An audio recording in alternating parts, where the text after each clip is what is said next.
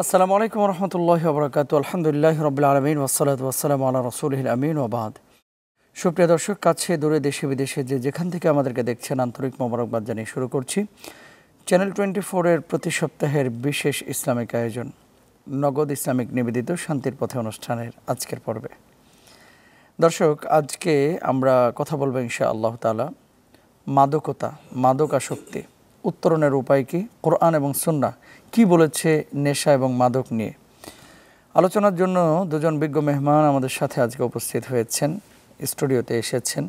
প্রথমে যিনি রয়েছেন বিশিষ্ট ইসলামী চিন্তাবিদ, শিক্ষাবিদ, গবেষক, সৌদি আরবের মক্কাতুল মুকাররমার উম্মুল কুরা বিশ্ববিদ্যালয় থেকে উচ্চতর ডিগ্রিপ্রাপ্ত ইসলামিক স্কলার মোহতারাম শেখ ডক্টর ইসমাইল মাক্কি।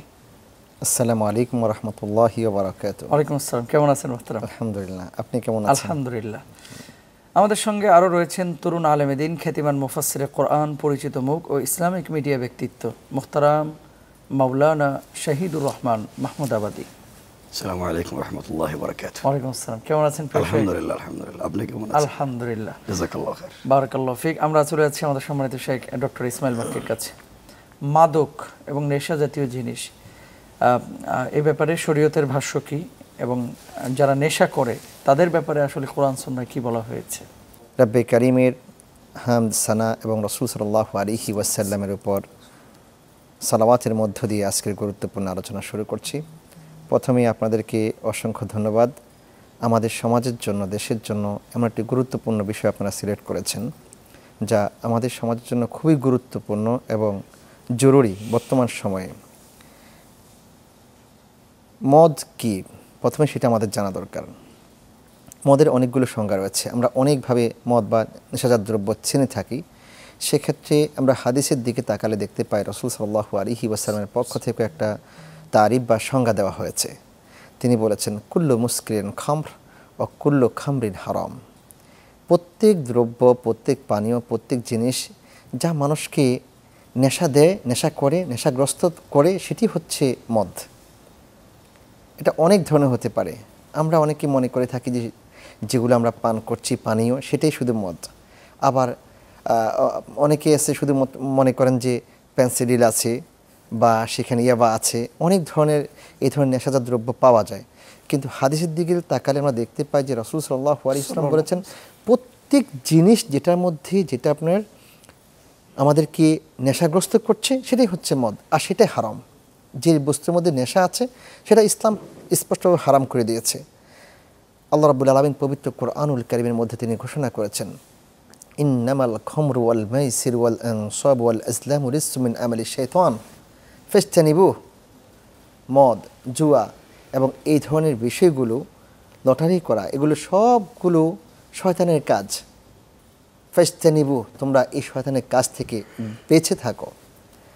হাদিসের দিকে তাকালে আমরা দেখতে পাই আল্লাহ রাসূলের অসংখ্য হাদিস রয়েছে সেই মাদকতা সম্পর্কে, নেশাজাত দ্রব্য সম্পর্কে, তার ভয়াবহ পরিণতি সম্পর্কে।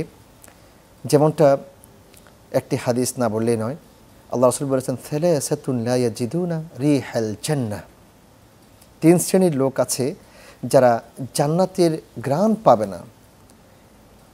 অন্য হাদিসের মধ্যে আসছে যে জান্নাতের ঘ্রাণ পাবে না মানে কি? জান্নাতের ঘ্রাণ পাবে 500 বছর যদি কোনো ব্যক্তি একটা ঘোড়ার মধ্যে আরোহণ করে দৌড়াতে শুরু করে। ঘোড়ার স্পিড তো অনেক বেশি, সেই ঘোড়ার স্পিড দিয়ে যদি কোনো ব্যক্তি দৌড়াচ্ছে সে 500 বছর যদি সে সফর করে, সেই সফরের দূরত্ব থেকে জান্নাতের সুঘ্রাণ পাওয়া যাবে। সুবহানাল্লাহ। আল্লাহ রাসূল বলছেন, ভয়াবহতা বোঝাতে গিয়ে তিনি বলেছেন 500 বছরের রাস্তার দূরত্ব থেকেও সেই লোকটা যে মদ পান করলো, যে নেশাগ্রস্ত হলো, যে নেশা গ্রহণ করলো, সে ব্যক্তি জান্নাতের সুঘ্রাণ পাবে না। তার মধ্য থেকে একটি হচ্ছে আল আকুলি ওয়ালিদাই, যে ব্যক্তি পিতামাতার অবাধ্য হয়। 2 নম্বর হচ্ছে মুদমিনুল খামর, যে সবসময় মদ পান করে। 3 নম্বর হচ্ছে মান্নান, যে কোনো কাজ করে, কোনো উপকার করে মানুষকে খোঁটা দেয়। তো এখানে হাদিসের মজদাক হচ্ছে, আমাদের দলিলের বিষয় হচ্ছে যে মদ পান করা, যদি কোনো ব্যক্তি মদ পান করেছে, সে রব্বে কারীমের কাছে তওবা করলো না, তার ইবাদত কবুল করা হবে না, তার সালাওয়াত কবুল করা হবে না, কোনো কোনো বর্ণনা এসেছে 40 দিন পর্যন্ত তার তওবা কবুল করা হবে না। জি। দেখুন আমরা সলাওয়াতকে আমরা জানি আমাদের জন্য খুবই গুরুত্বপূর্ণ একটি ইবাদা, যে সলাওয়াতের বিষয়ে স্পষ্টভাবে ঘোষণা এসেছে। আমরা যে অবস্থা থাকি না কেন, একজন মানুষ একবার নির্জন এলাকা, সে আফ্রিকার গহীন জঙ্গলে রয়েছে, তার চারদিকে অনেক অন্ধকার, অনেক ভয়াবহ অবস্থা সে রয়েছে, সেই জায়গার মধ্যে থাকলেও তাকে সেখানে সলাতের জন্য চেষ্টা করতে হবে। অন্য বর্ণনা এসেছে কোনো একটা ব্যক্তি সে গভীর সমুদ্রের মধ্যে রয়েছে, সেখানে তার জীবন হুমকির মুখে, সে মারা যাচ্ছে, হাবুডুবু খাচ্ছে, সেই অবস্থা সে একটি কাঠের টুকরো পেয়েছে সেই সাগরের মধ্যখানে, সেই কাঠের টুকরোটি ধরে সে কোনো মতো নিজেকে একটা আশ্রয় নেওয়ার মতো পজিশন তৈরি করতে পেরেছে। সেই ব্যক্তি সেই অবস্থায়ও তাকে সলাতের জন্য চেষ্টা করতে হবে। কিন্তু যে ব্যক্তি মদ পান করলো তার জন্য কি ঘোষণা এসেছে? লা তাকরাবুস সালাহ ওয়া আনতুম সুকারা, তুমি নেশাগ্রস্ত হয়েছ, মদ পান করেছ, তুমি সালাতের নিকটবর্তীও হইও না। আল্লাহু আকবার, যথার্থ বলেছেন সম্মানিত শেখ। আবারও আপনার কাছে ফিরবে ইনশাআল্লাহ তাআলা। আর সম্মানিত শেখ মোহতারাম শাহিদুর রহমান মাহমুদাবাদী, আপনার কাছে যে বিষয়টি জানতে যাচ্ছি যে কেন আজকে যুব সমাজ অনেকেই এই নেশার পথ বেছে নিচ্ছেন এবং নেশাগ্রস্ত হয়ে যাচ্ছেন, সমস্যাটা কোথায়? এরকম একটি গুনাহে কাবিরা কেন আমাদের যুবকরা সচেতন হচ্ছে না? চমৎকার বলেছেন। মূল বিষয়টা হচ্ছে আমাদের ফ্যামিলি বন্ডিং, যে জায়গায় ক্রাইসিস তৈরি হচ্ছে। আমাদের উচিত হচ্ছে, আমরা যেহেতু একটা ধর্মে বিশ্বাস করি, আমাদের তাওহীদ আছে, আমাদের রিসালাত আছে, মনে রাখতে হবে সকল মানুষের ভিতরে যদি এই কনসেপ্টটুকুন দেওয়া যায় যে মৃত্যুর পরে জবাবদিহিতার ভয় আছে, এই ভয়টুকুন আমাদের ফ্যামিলি, আমাদের যুবক বা সন্তানদের ভিতরে দিতে পারতেছেন, আমাদের প্যারেন্টস যারা আছে এদের ভিতরে আল্লাহর প্রতি অগাধ বিশ্বাস এবং মৃত্যুর উপরে জবাবদিহিতার ভয়, এই কনসেপ্টটুকু না থাকবার কারণে সন্তানদের ভিতরে দ্বীনের মূল্যায়নটুকুন পৌঁছে দিতে পারতেছে না। 2 নম্বর বিষয় হচ্ছে, আল্লাহ রাব্বুল ইজ্জত ওয়াল জালাল আমাদেরকে কোরআনে যেই কথাগুলো বলেছেন, সূরা ইব্রাহিম আলিফ লাম রা, কিতাবুন আনজালনাহু ইলাইকা লিতুখরিজান নাসা মিনাজ যুলুমাতি ইলান নূর, যে রব বলেছেন কোরআন একটা ম্যাগনেটিক লাইট, যেটা পুরো জাতিকে অন্ধকারাচ্ছন্ন সমাজকে আলোর পথ দেখাতে পারে। একমাত্র কেবলমাত্র আল কোরআনের শিক্ষা। এই পরিবার আমাদেরকে জাগতিক শিক্ষার দিকে এভাবে ঠেলে দিচ্ছে যে সন্তান সকাল থেকে সন্ধ্যা এবং ঘুমাতে যাওয়া থেকে ঘুম থেকে ওঠা পর্যন্ত দুনিয়া নিয়ে ব্যস্ত থাকবার কারণে রব এবং রেসালত, আল্লাহ কোরআন সুন্নাহ বিবর্জিত পথ এবং মতে চলবার কারণে পরিবারের সকল জায়গায় সন্তানকে দিন বিবর্জিত পথে পরিচালিত করবার কারণে সন্তানগুলো বিপদগামী হয়ে যাচ্ছে। এই জন্য আমাদের উচিত হচ্ছে সন্তানদেরকে দিনের কাছাকাছি নিয়ে আসা, দিনের বুঝটুকুন তাদের কাছে পৌঁছে দেওয়া। এটা যদি আমরা দিতে না পারি, অর্থ দাঁড়াচ্ছে আমরা বারবার বলে থাকি যে সন্তান আমাদের হক আদায় করছে না। মৌলিক বিষয় হচ্ছে আমরা সন্তানের হক আদায় করতে পারছি না। আমরা যদি পূর্ণাঙ্গভাবে সন্তানের হকটুকুন পৌঁছে দিতে পারি, এই সন্তান আপনার আমার হক আদায় করতে বাধ্য। রাসূল পাক সাল্লাল্লাহু আলাইহি ওয়াসাল্লাম এমন একটা সমাজ বিনির্মাণ করতে চেয়েছিলেন, যেই সমাজ তার প্যারেন্টস যারা থাকবে, অভিভাবক যারা থাকবে, তারা তার সন্তানের পূর্ণাঙ্গ হক এবং অধিকার দায়িত্বটুকুন পূর্ণাঙ্গ আদায় করবে, সন্তান তার পিতামাতার প্রতি দায়িত্বটুকুন আদায় করবে। এই জায়গায় যে গ্যাপ তৈরি হচ্ছে, আমরা সন্তানকে দ্বীনের পথে পরিচালিত করতে পারছি না।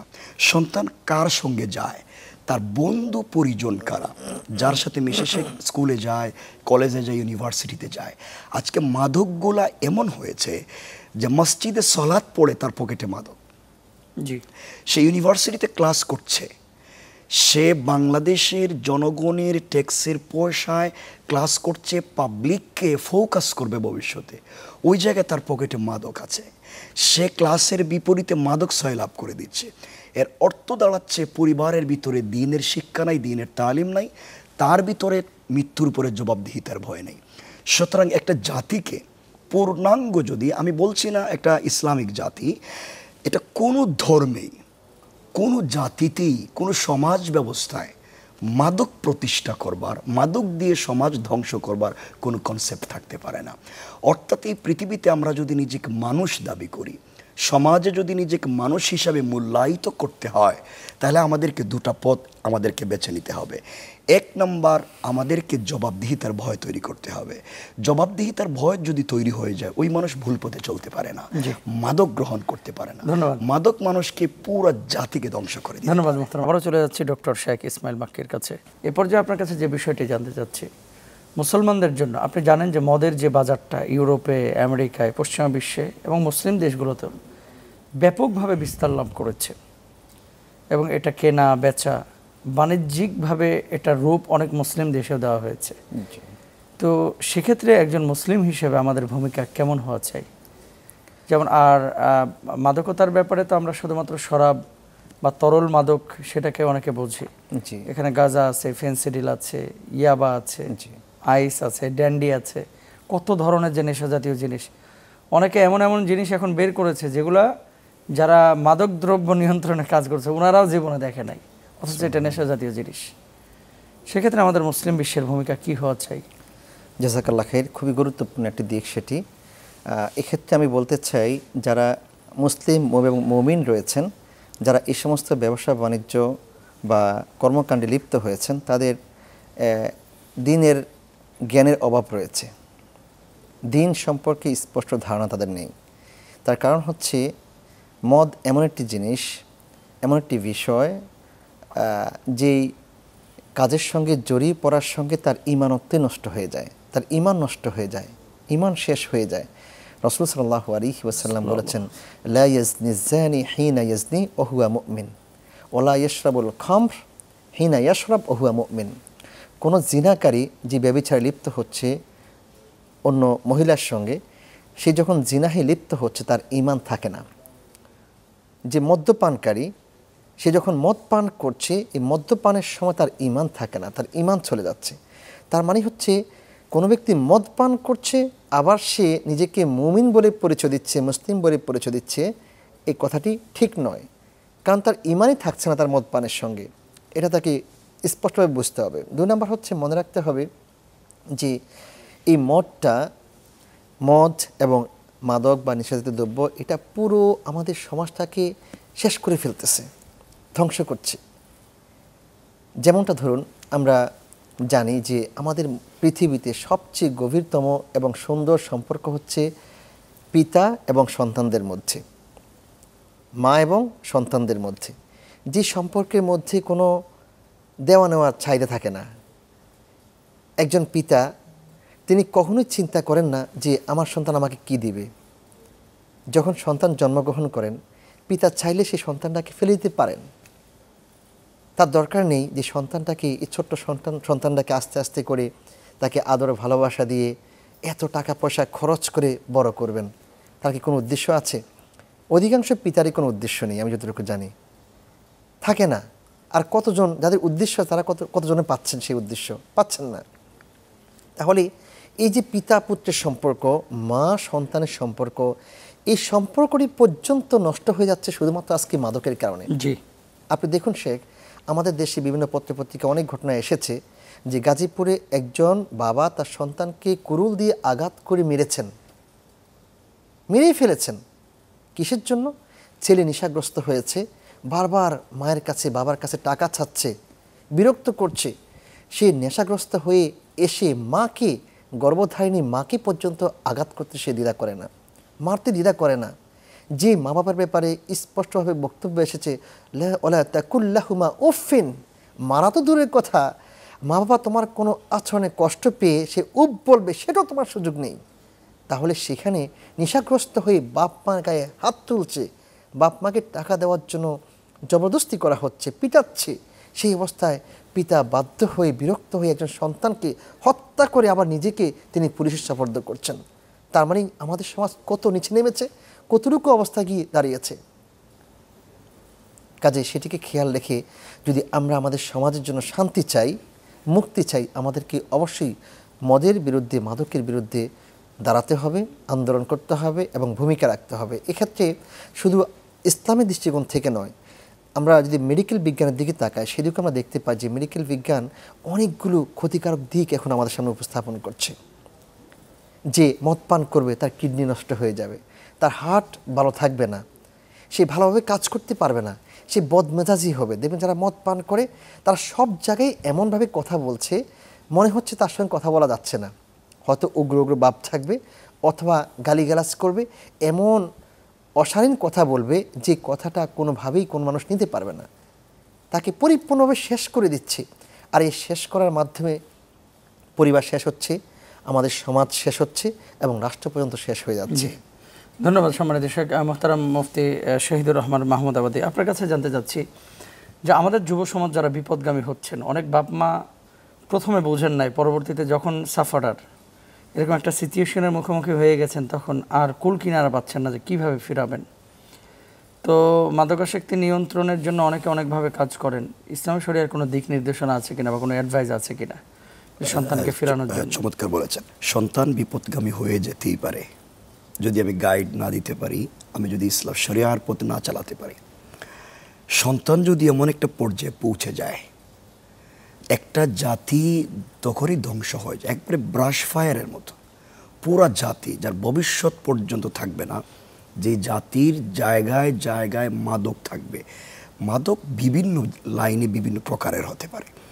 যখন সন্তান বা কোনো জাতি মাদকাসক্ত হয়ে যায়, তখন শরীয়ত তাকে রুলস বলে দিচ্ছে তাকে অবশ্যই ফিরে আসবার সর্বোচ্চটুকুন ট্রাই করতে হবে, এবং ট্রাই এভাবে করতে হবে এটা ফরজ, নামাজ রোজার মতো ফরজ মনে করে। কারণ সে একা নয়, সে ধ্বংস হচ্ছে একটা চেইন সাথে নিয়ে, যে যাদের সাথে মিশে যায়, এই ব্লাড যেখানে সার্কুলেশন হচ্ছে সবগুলোই মাদকাসক্ত হয়ে যাচ্ছে। সুতরাং শরীয়ত তার প্যারেন্টসকে, তার অভিভাবককে বা তার কেয়ারার যারাই থাকবে তাদেরকে বলছে তাকে যেভাবেই হোক তাকে এখান থেকে ফিরিয়ে নিয়ে আসতে হবে। এই ফিরিয়ে নিয়ে আসার পদ্ধতি, পথ এবং পদ্ধতিও শরীয়ত বলে দিয়েছে। তাকে আঘাত করে, পিটিয়ে, রক্তাক্ত করে, হুমকি ধমকি দিয়ে হুট করে এই পথ বন্ধ করা যাবে না।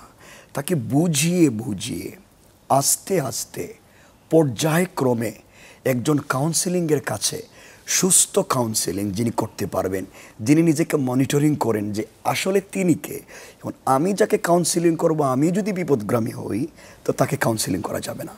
শরীয়ত বলতেছে যার কাছে তাওহীদ এবং রিসালাত আছে, আল্লাহর কাছে জবাবদিহিতার ভয় আছে, যেই ব্যক্তি এই জিনিসটা হারাম এবং অন্যায় অনৈতিক এটা বুঝতে পারে, এবং যে এই কাউন্সেলিংয়ের মাধ্যমে তাকে প্রত্যেকে ফিরিয়ে নিয়ে আসতে পারে, এমন ব্যক্তির কাছাকাছি পৌঁছে নেওয়া দরকার।